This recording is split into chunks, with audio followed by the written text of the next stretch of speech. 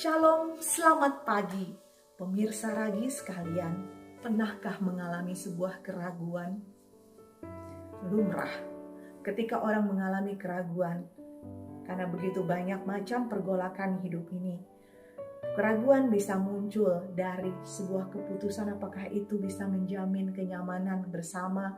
Kadang kita ragu akan kehidupan kita, bisakah dicukupkan kebutuhan kita?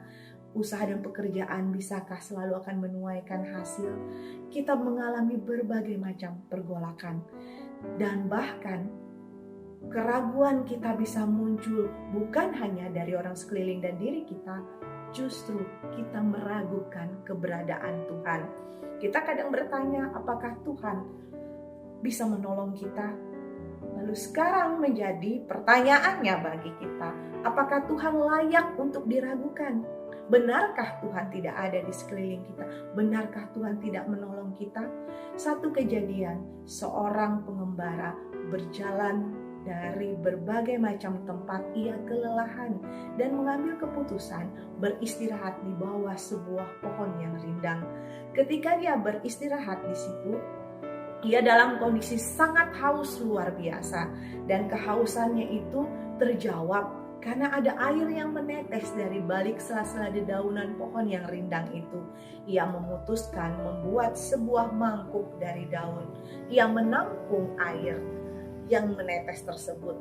Dan ketika air itu menjadi penuh dan hendak meminumnya, datang seekor burung terbang dan mematuk mangkuk tersebut sehingga menjadi bocor, air tumpah.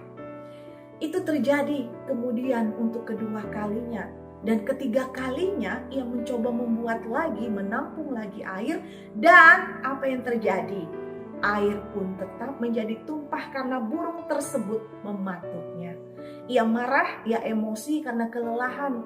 Ia merasakan bahwa ia benar-benar muak dengan keadaan itu, dan ia mengambil batu, ia melemparkan kepada burung itu, dan burung itu pun mati.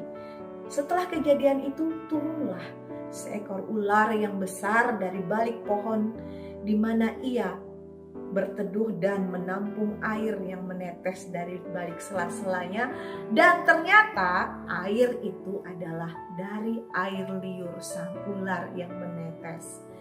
Ia akhirnya menyesal karena sudah membuat burung itu terbunuh. Tidak semestinya ia lakukan itu, karena ternyata burung itu dihadirkan Tuhan untuk menyelamatkannya dari racun yang ia tampung, yang ia kira adalah air untuk diminum.